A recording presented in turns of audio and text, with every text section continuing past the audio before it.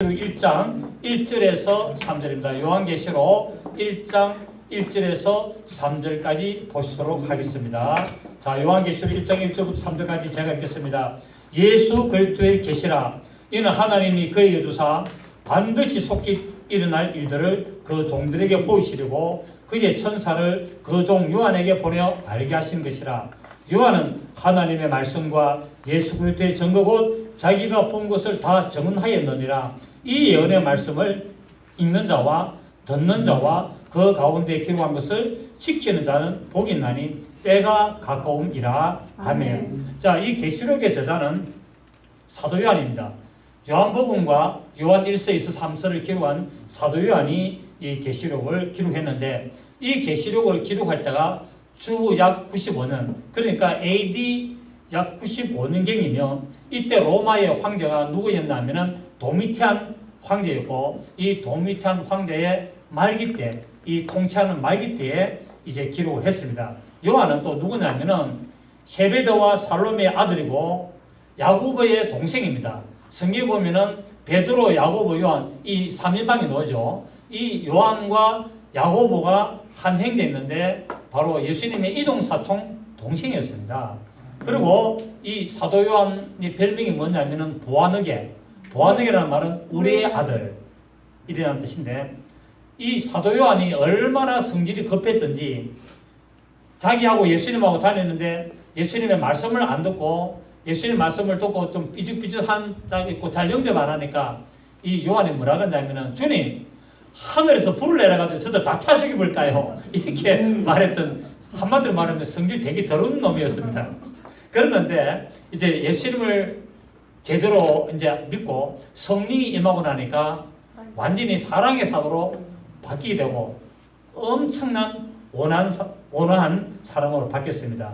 그리고 이 사도 요한은 이제 마지막에 에베소 지역에서 사역을 하게 되었고, 도미탄 황제 때 밤모섬에 귀향을 가가지고 그곳에서 이 요한계시록을 기록했습니다. 자, 우리가 아는 대로 이 계시록을 우리가 한자로 써보면은 계시가 한자가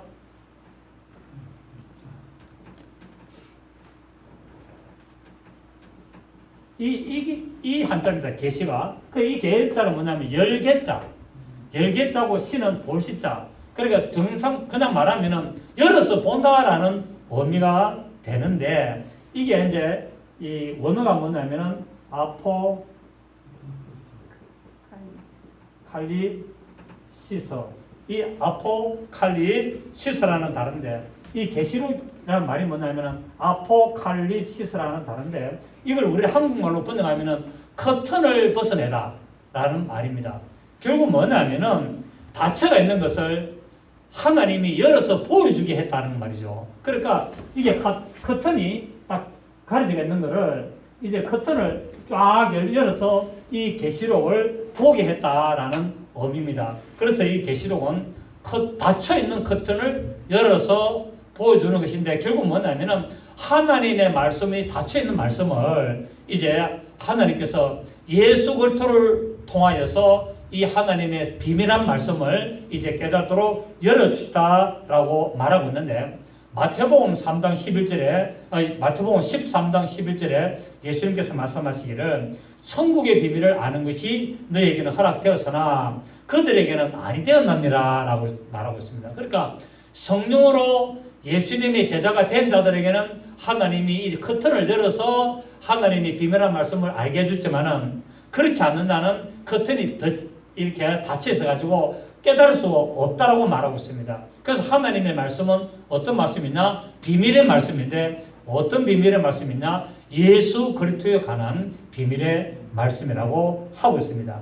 자, 그래서 오늘 우리가 보니까 이 요한계시록을 갖다가 1절에는 뭐라 그랬냐면은 예수 그리스도의 계시라라고 말하고 있습니다. 그러니까 요한의 계시록이 아니라 실제로는 예수 그리스도의 계시라고 해야 되죠. 그래서 이제 하나님께서 예수 이름을 통해서 말씀을 하시는데, 1절에 예수 그리스도의 계시라. 이는 하나님이 그에게 주사 반드시 속히 일어날 일들을 그 종들에게 보이시려고 그의 천사를 그 종 요한에게 보내어 알게 하신 것이라 라고 말하는데, 자, 이 계시록에는 뭐가 기록되어 있느냐 하면은 하나님께서 반드시 속히 될 일들을 기록했다는 겁니다. 그래서 오늘 설교 제목은 이제 반드시 속히 될 일들이란 이 제목이 되겠습니다. 이 계시록에는 하나님께서 반드시 속히 될 일들에 관한 말씀을 이제 예수 그리스도에게 주시고 그 예수 그리스도께서 그 종들에게 보시려고 천사를 보내가지고 사도 요한에게 보내주신 계시의 말씀입니다. 결국 보면은 자 우리 계시록은 하나님께서 누구에게 보낸다? 예수 그리스도에게 주어서 이 예수 그리스도에게 주신 말씀을 누구한테 보내냐? 사도 요한한테 보내는데 그 천사를 보냅니다. 그 천사가 아니라 어떤 천사?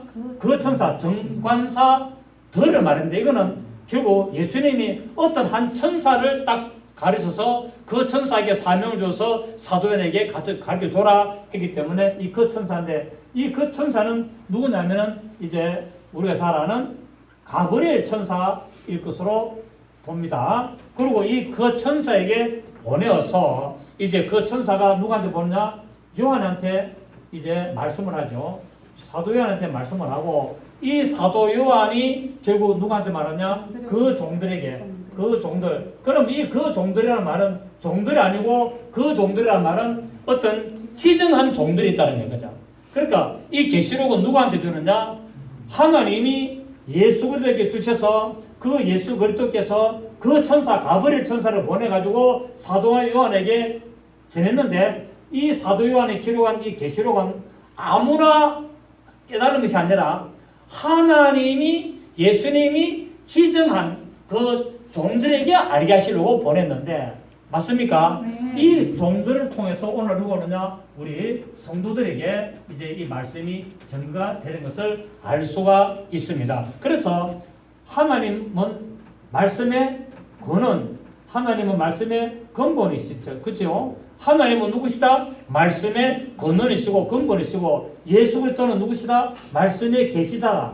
말씀의 계시자고 이제 그 천사가 뭡니까? 전달자. 말씀을 전하는 전달자고 결국 사도 요한은 뭐냐면은 기록자고 맞습니까? 사도 요한은 기록자고 이제 그 종들은 뭐냐면은 말씀을 전하는 자.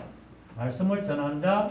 이제 전하는 자들이고 이 성도는 말씀을 받는 자들이다 말이에요. 아멘. 아멘. 그래서 하나님께서 예수 그리스도에게 보내주시고 그 예수 그리스도께서 그 천사 가브리엘 천사를 통하여서 이제 했는지 정확하지는 않지만은 그 천사에게 명령해가지고 사도 요한에게 가르쳐줘라. 그래서 그 사도 요한이 이제 그 말씀을 기록을 하게 되고 이 기록된 말씀을 하나님이 그 종들에게 이제 알게 하여서 말씀을 전하는 자들로 사용하시고 이 종들을 통해서 말씀을 받는 자들이 나오게 되는 것이 이 계시록입니다. 이 순서로 기록되기 때문에 그러므로 이 성경은 누가 전했다? 천사가 전했다. 맞습니까? 이 계시록은 예수님이 직접 적인 게 아니고 하나님이 직접 전한 게 아니고 누가 전했다? 천사가 와서 사도연에게 보여줍니다. 그래서 계시록에 나오는 내용 보면은 천사가 와서 뭐라고 하냐면은 예수님처럼 말하게 되죠. 나 예수는 이렇게 말합니다. 그러니까 요한계시록에 기록된 예수는 실제 예수가 아니고 전부 다 천사들이다. 그러니까 요한계시록에서 예수님처럼 말하는 모든 자들은 이 천사지 예수님이 아닌 것을 알 수가 있고 그래서 사도 요한에게 이 계시록을 이제 기록하도록 했는데 직접 나타나서 천사가 요한에게 이것을 기록하라고 했습니까? 어떻게 기록했습니까? 환상. 이 사도 요한에게 환상을 통하여 계시를 줬죠. 환상을 통하여 계시를 줬습니다. 그래서 천사가 사도 요한에게 환상을 통해서 계시를 줬습니다. 그래서 요한계시록입니다. 그러면은 이 계시록의 내용은 천사들이 다 알고 있다 모르고 있다? 알고 있다 모르고 있다? 알고 있죠. 왜? 예수 그리스도로부터 명령을 받아가지고 예수님이 하시는 말씀을 천사가 와가지고 예수님처럼 말하기 때문에 이 천사는 이 계시록에 있는 말씀을 전부 다 알고 있다 모르고 있다? 전부 다 알고 있습니다. 그래서 자 우리 보시면은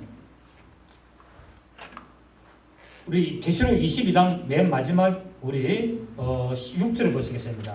계시록 22장 6절을 보시면은 계시록 22장 6절을 보시면은 또 그가 내게 말하기를 이 말은 신실하고 참된지라 주 곧 선지자들의 영의 하나님이 그의 종들에게 반드시 속히 되어질 일들을 보시려고 시작 그의 천사를 보내시도다. 그러니까 처음에 계시록 1장부터 예수님이 나타나는데 마지막까지 22장 마지막까지 누가 그랬다? 천사가 와서 전했다라고 성경은 기록하고 있습니다. 그래서 예수 그리스도의 재림하는 날짜를 기록하지 못합니다. 왜?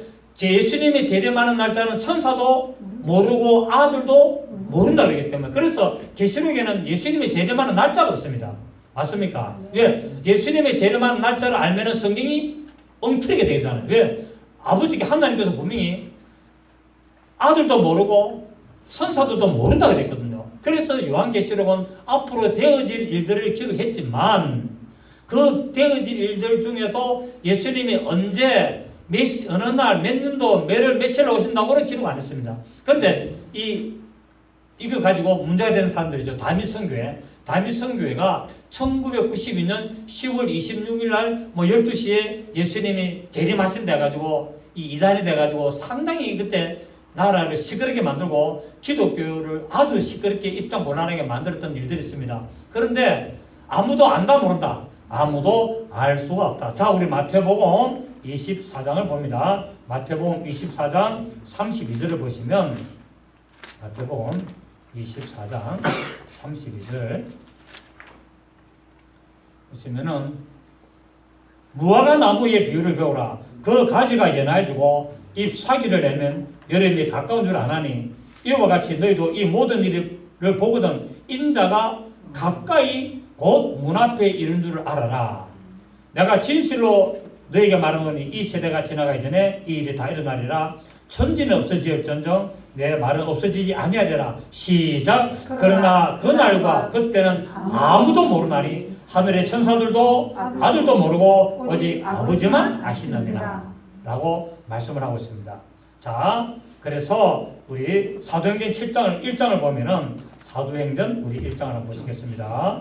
사도행전 1장 7절 8절 보시면 예수님께서 이제 성천하시기 전에 제자들에게 말씀을 합니다. 이르시되 시작 때와 시기는 아버지께서 자기의 권한에 주시니 너희가 알 바 아니요. 그러니까 예수님이 언제 다시 오십니까? 라고 물어보니까 너희가 알 필요가 없고 이 모든 것은 아버지께서 자기의 권한에 두시기 때문에 아무도 알 수가 없다라고 말씀을 하고 있습니다. 자, 우리 데살로니가전서 우리 5장을 봅니다. 데살로니가전서 우리 5장 1절에 보면은 데살로니가전서 5장 1절에 형제들아 제 신학성경 332페이지 데살로니가전서 5장 1절 2절 형제들아 때와 시기에 관하여는 너에게 쓸 것이 없으면 시작 주의 날이 밤에 도둑같이 이룰 줄을 너희 자신이 자세히 알기 때문에 자 예수님이 언제 오는 그 때와 시기에 관하여는 너희에게 쓸 것이 없는데 왜 쓸 것이 없느냐면은 너희가 자세히 알고 있다. 이 말 자세히 안다면은 몇 년도 몇일 며칠로 온다는 거 안다는 말이 아니라 예수님이 어떤 징조를 통하여 나타난다고 말씀했기 때문에 그런 징조를 통하여 오실 것은 너희가 자세히 알기 때문에 몇 년도 몇일 며칠이라는 그것을 쓸 필요가 없고 왜냐하면 때가 되면은 어떤 징조가 나타날 텐데 그 징조가 되면은 아 예수님 오시구나 하고 너희들이 잘 알고 있지 않느냐 그 말입니다. 아멘. 그래서 요한은 하나님의 말씀과 예수 그리스도의 증거 곧 자기 본 것을 다 증거했다고 합니다. 그래서 요한계시록은 비유를 기록한 것이 아니라 예수 그리스도께서 환상을 통하여 보여주시고 열어주신 것을 그대로 기록한 책입니다. 그렇기 때문에 요한계시록은 비유책입니까? 실제로 일어날 책입니까? 요한계시록은 비유책이 아니에요. 왜냐하면 예수 그리스도께서 천사를 보내가지고 사도 요한에게 환상을 통해서 이 앞으로 일어날 일들을 정확하게 가르쳐 주셔서 그것을 기록을 했기 때문에 이것은 비유책이 아니라 실제로 이대로 일어날 책이라는 사실. 자, 그래서 우리 계시록 2장, 우리 1장 2절을 보면은 1장 2절에 시작. 요한은 하나님의 말씀과 예수 그리스도의 증거고 자기가 본 것을 다. 자, 계시록은 대충 적었다. 자기가 다 본 것을 적었다. 본 것을 다 적었다라고 하고 있습니다. 또 이 계시록의 목적은 하나님의 백성들을 신부로 단장하기 위해서 기록을 했습니다. 자, 우리 19장 보면은 계시록을 기록한 목적은 성도들을 뭐로 만들려고? 하나님의 거룩한 신부로 만들려고. 자, 그래서 계시록 19장 6절을 보시면 이런 말씀이 있습니다. 또 내가 들으니 허당 무리의 음성과도 같고 많은 물소리와도 같고 큰 우레소리도 같은. 자, 이 말은 내가 들으니 허당 무리의 음성과도 같다 말은 허당 무리의 음성입니까? 허당 무리의 음성과 같다 그랬습니까? 그 예수님의 소리는 음성은 엄청나게 많은 사람들이 막 부르짖는 소리와 같이 그리 웅장하다는 거야. 아멘. 그리고 많은 물소리도 같고 물이 쫄쫄 흐르는 것이 아니라 엄청나게 어떤 많은 물들이 쫙 흘러내리는 그런 음성이고 또 큰 우레 소리와도 같은 소리. 막 번개가 뻥뻥 하는 것처럼 이런 엄청난 이런 우레 소리 같은 음성이라고 성경은 말하고 있습니다. 그래서 이제 우리 6절부터 보면은 할렐루야 우리 주 하나님 곧 전능하신 이가 통치하시도다. 우리가 즐거워하고 크게 기뻐하며 그에게 영광을 돌리세. 어린 양의 혼인계약이 이르렀고 그의 아내가 자신을 준비하였으므로 그에게 빛나고 깨끗한 세마포 옷을 입도록 하라하셨으니 이 세마포 옷은 성도들의 옳은 행실이다. 그러니까 요한계시록을 기록한 목적은 이 책의 내용을 보고 성도들이 무엇이 되기를 원한다? 하나님의 거룩한 신부 되기를 원하고 아멘. 그 하나님의 거룩한 신부가 되기를 위해서 되느냐? 세마포 웨딩드레스 입어야 되는데 이 세마포 웨딩드레스를 입고 주님과 혼인잔치를 하는 이 사람들이 어떤 사람이었냐? 바로 성도들의 옳은 행실을 하는 자들이 되게 하기 위해서 이 성경 계시록을 기록을 했습니다. 다시 말하면 이 기록된 이 계시록을 읽고 이 말씀을 듣고 지켜서 행하여 예수 그리스도의 신부로 올바로 시험받기를 위함이었고 이것이 바로 성경의 최고의 축복임을 말씀을 하고 있습니다. 자, 오늘 우리 보니까 또 1절에 보니까 우리 본문에 1절에 예수 그리스도의 계시라 이는 하나님이 그에게 주사 반드시 속히 일어날 일들을 그 종들이 보려고. 자, 이 계시록은 앞으로 이 주구상에 반드시 일어날 일들이 기록되어 있다는 말입니다. 반드시 뭐 혹시 아니라면 안 되고 이런 게 아니라 반드시 어떻게 속히 반드시 속히 일어날 일들인데 이 때가 가까워서니 이 책을 읽고 듣고 그 가운데 기록한 것을 다 지켜서 행함으로 하나님의 거룩한 신부가 되고 옳은 행실을 행하여서 복 있는 자들이 되라라고 말씀하고 있습니다. 아멘. 여기서 말하는 복은 영생의 복을 말하죠. 그래서 성경에서 말하는 복 있는 자가 되기 위해서는 어떻게 되느냐? 이 계시록의 말씀을 읽고 듣고 지키는 자가 복이 있다고 말씀하고 있습니다. 자, 2절 보십시오. 다시 3절에 이 예언의 말씀을 읽는 자와 듣는 자와 그 가운데 기록한 것을 지키는 자가 뭐가 있다고요? 복이 있나니 왜요? 때가 가깝기 때문에 그렇다라고 말씀을 합니다.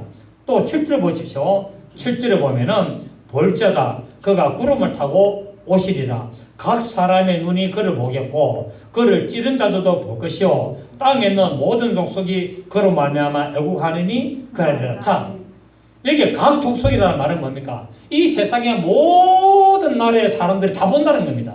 네. 자, 실제로 보니까 볼지어다 그가 구름을 예수님이 재림하시는 모습을 이 세상에 그때 살아있는 모든 족속, 각 족속인데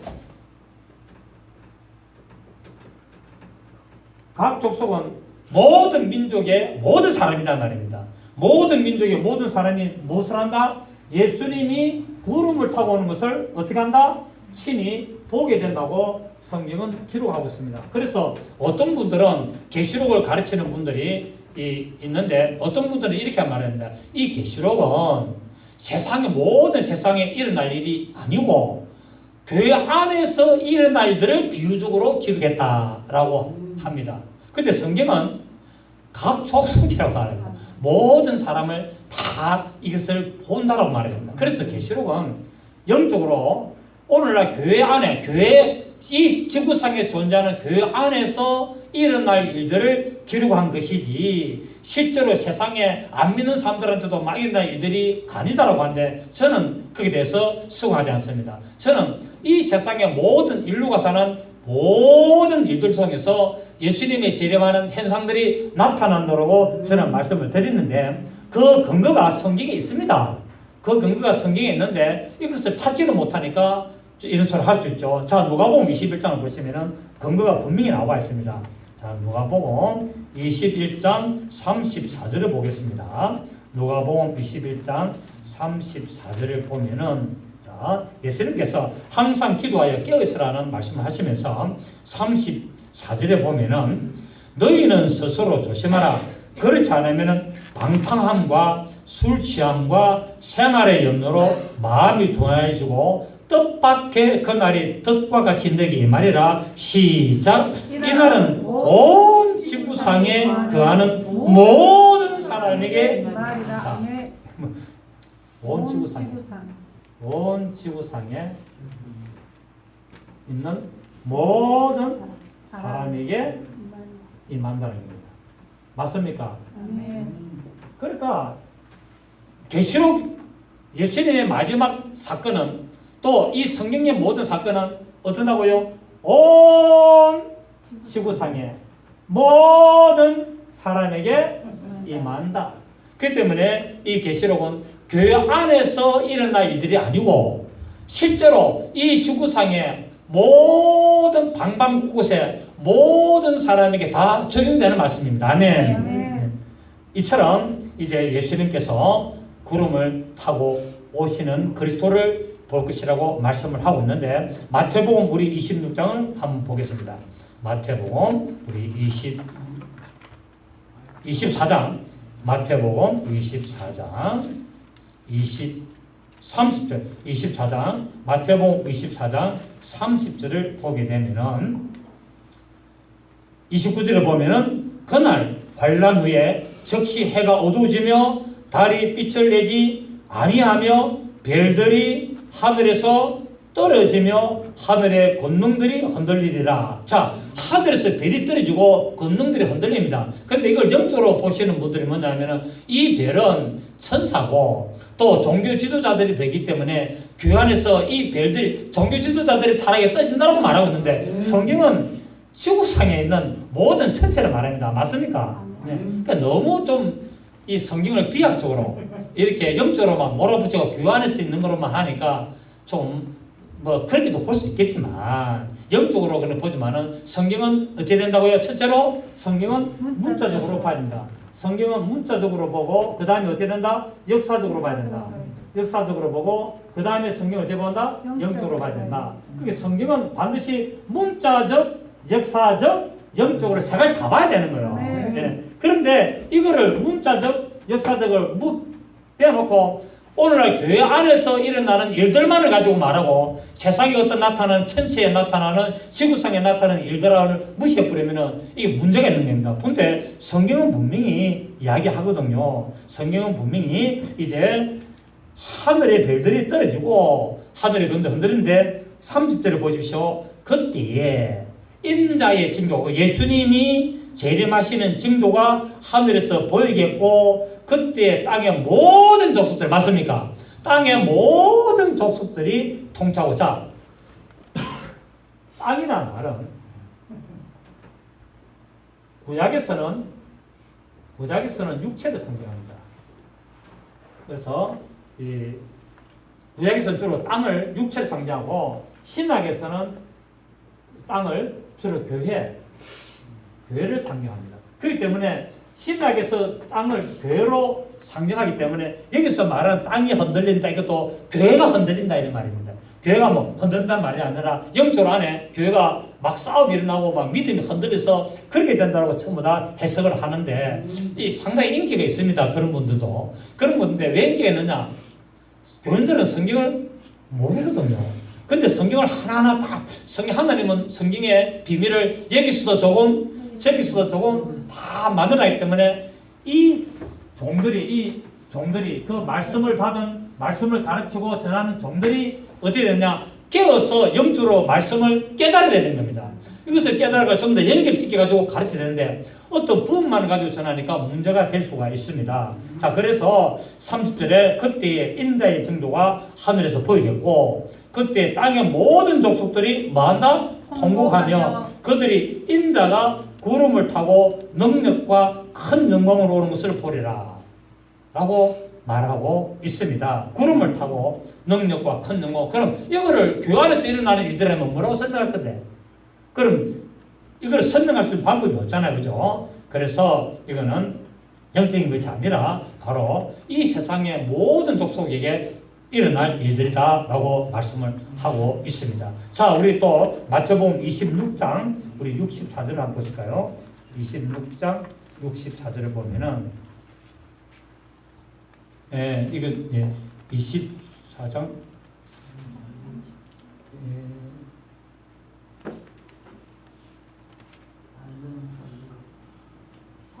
구름을 타고 너희가 오시리라 했는 말이 있는데 36절 24장 39절 30 예?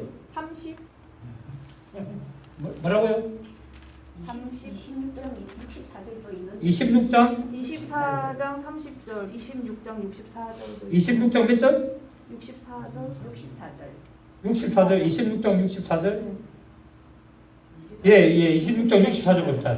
예, 제가 찾아놔놓고 헷갈렸습니다. 자, 예수께서 이르시되 내가 말하였느니라 그러나 내가 너에게 이르노니 이후에 시작 인자가 권능의 우편에 앉아 있는 것과 하늘 구름을 타고 오는 것을 너희가 보리라 라고 말씀을 했습니다. 이처럼 예수님께서 이제 부활하셔가지고 성천하시기 전에 반드시 구름을 타고 오실 것이라고 말씀했죠. 그죠? 그러므로 반드시 속히 될 일들이라는 것은 뭐냐면은 예수님이 구름을 타고 오시는 일이 반드시 속히 될 일입니다. 아멘. 아멘.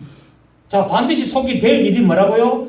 예수님의 재림을 말씀하고 있는데 이 예수님이 다시 오시는 것은 어떻게 오신다고요? 반드시 속히 되어질 일들이라는 겁니다. 그래서 계시록은 예수 그리스도의 재림의 비밀에 대하여 기록을 했습니다. 하나님은 미쁘시고 신실하신 분이시죠. 하나님은 미쁘시고 신실한 분이시기 때문에 말씀하신 것을 절대적으로 반드시 확실히 성취하십니다. 아멘. 하나님은 한번 말씀하신 것은 변개할 수가 없다고 말씀하고 하나님이 한번 말씀하신 것은 반드시 그렇게 이루어지는데 오늘 이 계시록에 반드시 속히 될 일은 바로 예수님이 재림을 하시는 내용을 말씀을 하고 있습니다. 자, 우리 마태복음 찾았으니까 24장 44절을 한번 보겠습니다. 44절에 보시면은 42절부터 보시면 마태복음 24장 42절에 그러므로 깨어있으라 어느 날에 너희 주가 예말는지 너희가 알지 못하면 자, 예수님의 재림은 안다 모른다. 모른다는 거야. 어느 날에 올지 너희가는 모르겠다는 거야. 그러나 모르겠지만은 징조를 보면 알 수 있기 때문에 깨어있으라 말하고 있고 43절에 너희도 아는 바니 만일 집주인이 도둑이 어느 시각에 올 줄 알았더라면 깨어있어 그 집을 뚫지 못하게 하였으리라. 시작. 이러므로 너희도 준비하고 있으라. 생각지 않을 때 인자가 오리라. 아멘. 그러니까 우리는 뭡니까? 예수님 오실 날을 항상 우리는 준비를 하고 있어야 된다는 거예요. 왜? 어느 때 올지를 우리는 알지 못한다는 거예요. 그때 예수님 오셔서 우리에게 상급 보실 텐데 그때 이제 내용이 쭉 나옵니다. 충성되고 지혜 있는 종이 되어라. 하나님의 말씀을 나누주는 자가 되어라 라고 말씀하셨죠. 45절을 보면은 충성되고 지혜 있는 종이 되어 주인에게 그 집 사람들을 맡아 때를 따라 양식을 나눌 줄 자가 되어야 된다고 말하고 있습니다. 때를 따라 양식을 나눌 자는 뭡니까? 하나님의 말씀이라는. 하나님의 말씀을 때에 맞도록 알맞게 가르쳐 줘라는 거예요. 아멘. 이렇게 충성되고 착한 종이 되어라. 왜? 예수님이 재림하시기 때문에 라고 말씀을 하고 있는데 오늘 우리는 이 예수님이 언제 재림하시는가를 우리 한번 보고 그 시기와 목적을 한번 살펴보도록 하겠습니다. 첫째, 예수님께서 재림하시는 목적이 무엇인가 하면은 알곡과 죽정이를 분별하기 위하여 오신다고 말씀했습니다. 자, 예수님이 왜 오신다고요? 알곡과 죽정이를 구별하시려고. 자, 마태복음 3장 갑니다. 마태복음 3장 가면 우리 11절 마태복음 3장 11절을 보시면 11절 12절 나는 너희로 회개하게 하기 위하여 물로 세례를 베푸었거니와 내 뒤에 오시는 이는 나보다 능력이 많으시니 나는 그의 신을 들기도 감당하지 못하겠노라. 시작. 그는 성령과 불로 너희에게 세례를 베푸실 것이요 손에 키를 들고 자기의 타작마당을 정하게 하사 알고 모아 곳간에 들고 죽죽이는 끄지지 않는 불에 태우시리라. 자, 예수님이 오시는 목적은 알곡과 쭉증이를 가라지를 구분하기 위하여 오신다고 성경은 말씀을 하고 있습니다. 그런데 예수님이 재림의 목적은 알곡과 쭉증이 알곡과 쭉증이를 구분하기 위하여 예수님이 오신다라고 말하고 있는데 이제 예수님께서는 알곡은 성령으로 세례를 줘서 알곡간에 넣고 쭉증이는 불에 태운다고 말하고 있죠. 그래서 알곡은 뭡니까? 성령 세례를 베풀고 불 세례는 쭉증이는 불 세례를 베풀어서 전부 다 태운데 이거는 곳간에 태운데 이건 말은 결국 천국에 들어가게 하고 이거는 꺼지지 않는 지옥에 꺼지지 않는 불 지옥에 들어가게 하는 것을 봅니다. 예수님이 다시 오실 때 반드시 뭐하러 오신다? 어느 사람이 알곡인지 어느 사람이 죽증인지. 자, 죽증이 말하는 말은 교회 안에 있다 없다? 교회 안에 죽증이가 있는데 이 교회 안에 있는 죽증이가 결국 어디 간다? 지옥 간다는 겁니다. 맞습니까? 교회 다닌다고 다 구원받는 게 아니에요. 교회 안에 죽증이, 교회 안에는 알곡이 있고 교회 안에는 죽증이 있는데 이 알곡은 성령 세례를 베풀어서 천국 하나님의 국간에 넣고 죽증이는 불로 태워가지고 영원한 지옥에 꺼지지 않는 불에 가둔다라고 성경은 분명히 말씀을 하고 있습니다. 그래서 예수님은 성령 세례를 주시는 분이고 예수님은 불 세례를 주시는 분이에요. 자, 예수님은 물 세례를 줬습니까? 안 줬습니까? 예수님은 물 세례를 준 적이 없습니다. 자, 성경에는 세례의 종류가 나오는데 성경에는 세례의 종류가 나오는데 첫째, 물 세례가 있고 두 번째, 성령 세례가 있고 세 번째, 불 세례가 있습니다. 세례도 보면은 물 세례는 요한의 물 세례가 있고 그 다음에 예수 그리스도의 제자들이 베푸는 물 세례가 있습니다. 그 성경에는 예수님이 물 세례를 주신 적이 없습니다. 예수님은 오직 뭡니까? 성령으로만 세례를 주시고 맨 마지막에는 뭡니까? 불 세례를 베푸시는 분이에요. 아멘. 그래서 예수님은 물 세례를 주러 오신 분이 아니에요. 예수님은 이제 성령 세례를 베풀려고 오시고 그 성령 세례를 베풀기 위하여서 제자들로 하여서 제자를 삼는 물 세례. 그 예수님의 물 세례는 제자들의 물 세례는 제자 삼는 말씀을 듣고 제자가 되기 위한 제자 삼는 세례입니다. 그리고 요한의 물 세례는 율법 아래서 죄를 깨닫게 하는 세례단 말입니다. 그러니까 요한의 물 세례는 율법 아래에서 죄를 깨달아 몽학 선생 역할을 하여서 예수 그리스도를 인도하는 역할을 하게 되고 이 예수님의 제자들의 물 세례는 예수님의 제자가 되겠다 할 때 그 예수님의 제자를 삼기 위하여 세례를 베푼 세례가 예수님의 물 세례고 그 다음 예수님은 물세를 주신 적이 없고 그분은 이제 성령으로 세를 베푸는데 언제 베푸느냐? 그분이 부활 성전하셔서 성령으로 오셔가지고 성령 세례를 이제 사도행전에 보면은 베푸기를 시작을 했습니다. 그 예수님 말했죠. 너희는 이 성을 떠나지 말고 기다리라. 하늘로부터 능력이 입을 때까지 기다리라 하여서 예수님이 가시고 나서 이제 오순절날 성령 임함으로 말미암아 그때부터 성령의 세례가 지금까지 계속 베풀이고 이제 이 끝나는 때까지 성령 세례가 계속 베풀어지고 이것이 끝나게 되면 마지막 백보자 심판 때 불세를 베풀어서 믿지 않는 모든 자들을 이제 다 지옥으로 보내는 것을 알 수가 있습니다. 그래서 예수님께서는 성령으로 세례를 주시기 위해서 성령으로 다시 오셔서 제자들에게 성령 세례를 주십니다. 자, 예수님이 제자를 삼을 때 물 세례를 주면서 제자 삼았습니까? 예수님의 제자들은 세례 받은 적이 있습니까? 없습니까? 없습니다. 예수님의 제자들은 예수님한테 세례를 안 받았어요. 그렇기 때문에 예수님은 제자들에게 세례를 줘야 됩니까? 안 줘야 됩니까? 줘야 됩니다. 그런데 예수님은 물 세례를 주는 분이 아니고 성령으로 세례를 주는 분이기 때문에 그분이 부활 성전하시고 다시 성령으로 오셔서 그때부터 제자들에게 성령 세례를 베푸신 거예요. 아멘. 아멘. 그게 오순절날 사건이에요. 아멘입니까? 아멘. 그래서 성경은 반드시 이루어진다 안 이루어진다? 반드시 이루어진다. 그래서 예수님께서는 성령으로 세례를 주시기 위해서 그분이 가셨다가 다시 성령으로 다시 오셔가지고 제자들에게 세례를 주셨고 지금도 계속 현재 진행형으로 주고 계시고 앞으로도 성령으로 세례를 계속 주십니다. 그런데 이제는 불 세례를 베푸시려고 다시 오신다고 말씀하고 있습니다. 예수님이 다시 오시면은 그때는 성령 세례가 끝났습니다. 예수님이 다시 재림하면은 성령 세례는 끝나고 그때부터 뭐냐? 불 세례가 시작되는 겁니다. 그거를 뭐라 하냐? 대환란이라고 말씀을 하고 있습니다. 베드로서 우리 3장을 보시겠습니다. 베드로서 3장. 베드로서 3장 우리 보시면 3장 6절로 봅니다. 베드로서 3장 6절에 보면은 이로 말미암아 그때 세상은 물의 넘침으로 멸망했을 때 이제 하늘과 땅은 그 동일한 말씀으로 불사르기 위하여 보호하신 바 되어 경건하지 않은 사람들의 심판과 멸망의 날까지 보존하여 두신 것이라. 아멘. 아멘. 자, 예수님께서 다시 오셔서 만다고요? 이 온 세상을 만다고요? 바로 심판하신데 무엇으로? 말씀으로 불사른다 이 말입니다.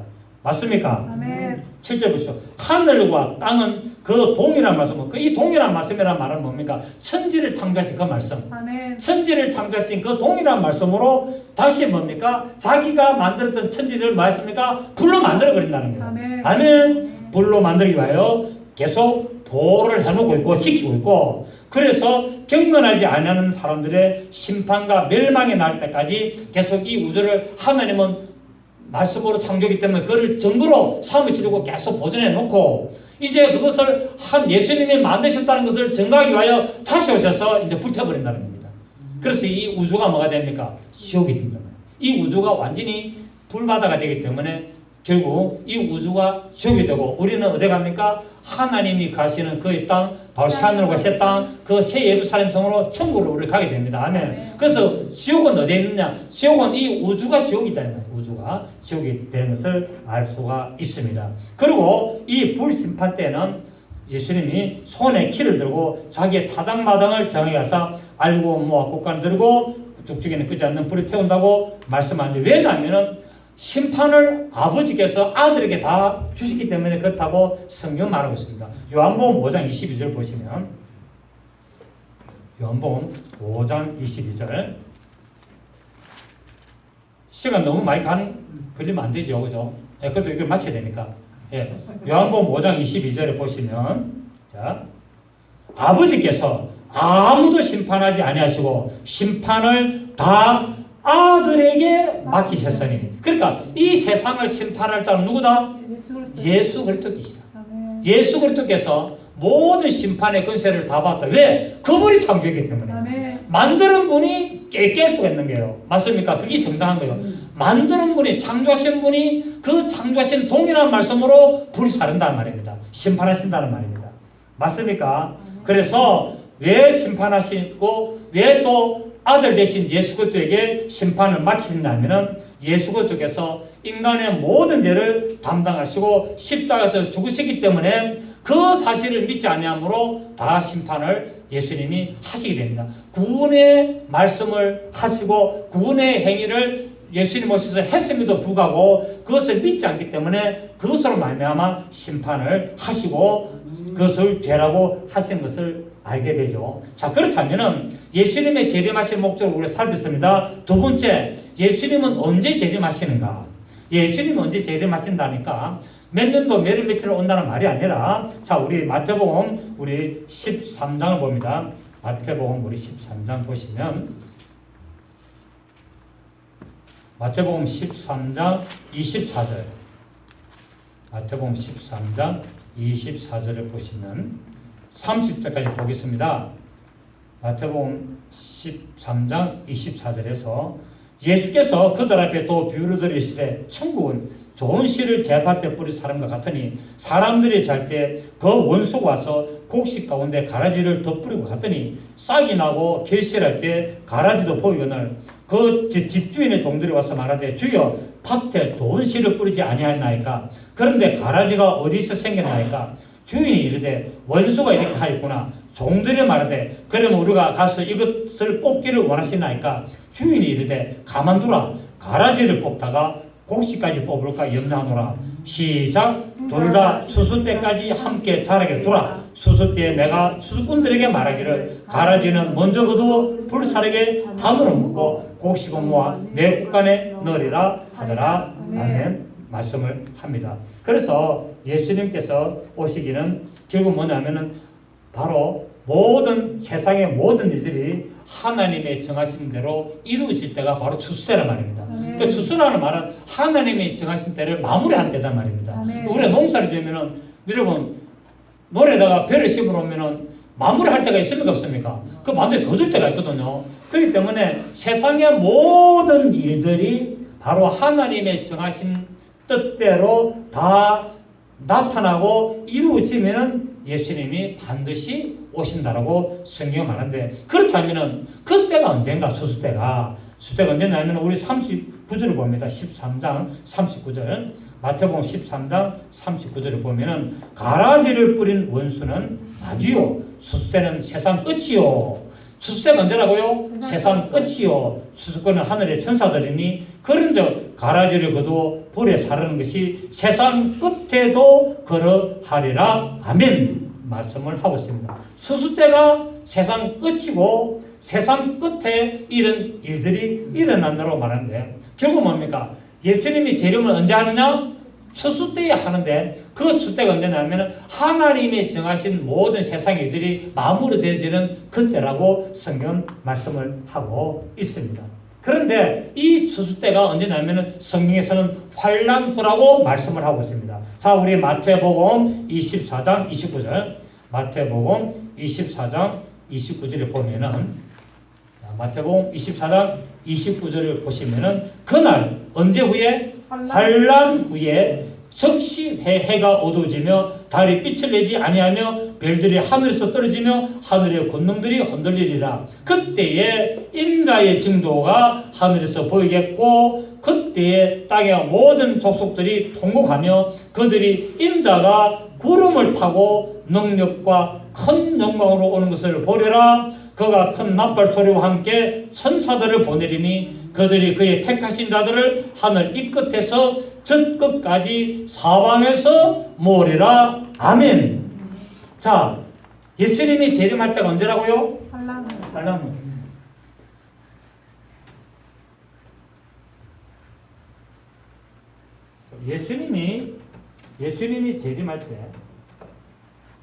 예수님이 재림할 때는 언제나 환난 후라고 말하고 있는데 이 환난 후에 대해서 정확하게 알지 못하니까 환난 전, 환난 통과설, 환난 후 이런 신학이 있는데 지금 이제 7절에 놓으면은 제가 정확하게 설명하겠습니다. 이 환난 후가 언제나 일단 오늘 여기까지 예수님은 언제 재림한다? 환란 후에 재림한다고 분명히 말했습니다. 29절 다시 보십시오.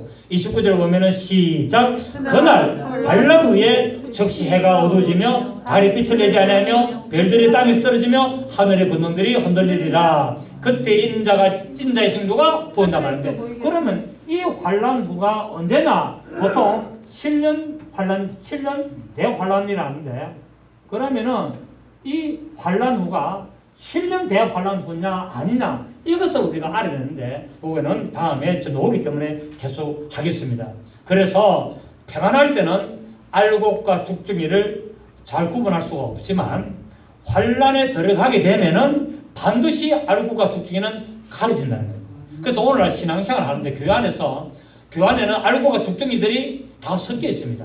교회 안에는 알곡과 죽중이가 섞여 있고 곡식과 가라지가 다 뒤범벅대가 섞여 있는데, 이 평안하다 안전할 때는 모른다는 거예요. 모르는데 수수 때까지 놔뒀다가 수수 때 전부 다 분별해가지고 죽중이와 가라지는 전부 다 불에 던져버리고 곡식과 알곡은 거두어서 전부 다 곳간에 다 넣어놓는 것을 말씀하라고 있습니다.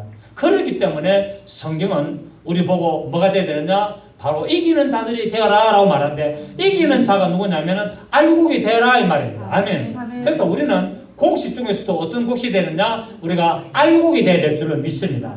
아멘입니까?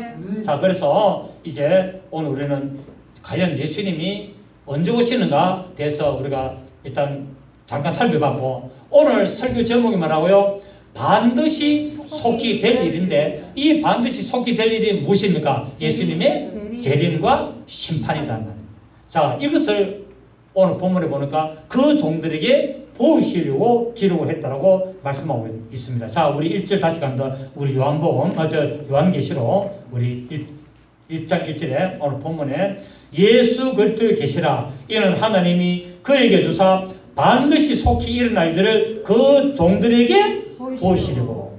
자, 계시록은 이 세상에서 인봉이 되었지만은 하나님의 종들에게는 이제 뭡니까? 알도록 열어주셨습니다. 그래서 아까 그랬습니까? 하나님이 예수 그리스도에게, 또 예수 그리스도가 그 천사를 보내서 그 천사가 요한에게, 그 요한이 그 종들에게 주어서 말씀을 가르치고 말씀을 깨달아서 성도들에게 가르치라고 말하고 있습니다.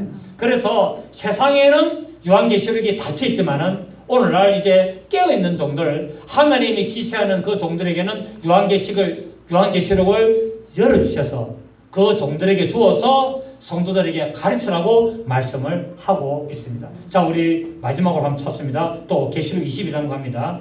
우리 계시록 22장 가면은 여러분이 잘 들어주시니까 진도가 착착 나가네. 네. 자, 요한계시록 22장 10절에 보니까 이거요, 모르는 사람한테, 딴 사람들한테 얘기하면 엄청 싱거립니다. 이게 뭐 설명해야 되거든요. 그래서 여러분은 저한테 들었고, 여러분 그동안 말씀을 나한테 배웠기 때문에 진도가 뭡니까? 일사천리로 딱 나왔는데, 왜냐면 그동안 쭉 들었거든. 그러니까 얼마나 감사한지 모릅니다. 자, 10절에 보면은 또 내게 말하되 시작 이 두루마리의 예언의 말씀을 인봉하지 마라. 왜? 때가 가까이 있다. 자, 이 계시록의 말씀은 닫혔습니까? 열렸습니까? 열렸습니다. 누구에게? 말씀을 연구하고 예수님이 지시하는 그 종들에게 열렸단 말입니다. 아멘. 그 종들에게 열어서 가르치라. 왜? 때가 가깝기 때문에 그렇다고 했습니다. 그래서 이 종들은 예수 그리스도로 말미암아 죄에서 해방된 믿음의 종들이고, 의의 종으로서 모든 성도들에게 말씀을 사모하고 말씀을 갈망하는 자들에게 말씀을 가르치는 자로 부름을 받게 됩니다. 저도 뭐 그 중에 한 사람 아니겠습니까? 자, 이렇게 의의 종이 된 자들이 성령의 일을 받아서 영적으로 분별할 수가 있다라고 말씀을 하고 있습니다. 자, 우리 고린도전서 2장 봅니다. 고린도전서 2장 보시면 12절, 고린도전서 2장 12절, 신약성경 265페이지, 신약성경 265페이지, 고린도전서 2장 12절로 16절을 보면은 우리가 세상의 영을 받지 아니하고 오직 하나님으로부터 온 영을 받았으니 이는 우리로 하여금 하나님께서 우리에게 은혜를 주신 것들을 알게 하려 하십니다. 우리가 이것을 말하거니와 사람의 지혜가 가르친 말로 아니하고 오직 성령께서 가르치신 것으로 하니 시작. 영적인 일은 영적인 것으로 분별하느니라. 아멘. 육에 속한 사람은 하나님의 성령의 일들을 받지 아니하나니 이는 그것들이 그에게서는 어리석게 보이며 또 그는 그것들을 알 수도 없나니 그러한 일은 영적으로 분별되기 때문이라. 신령한 자는 모든 것을 판단하나 자기는 아무개도 판단을 받지 아니하느니라. 누가 주의 마음을 알아서 주를 가리켰느냐? 그러나 우리가 그리스도의 마음을 가졌느니라 말씀을 하고 있습니다.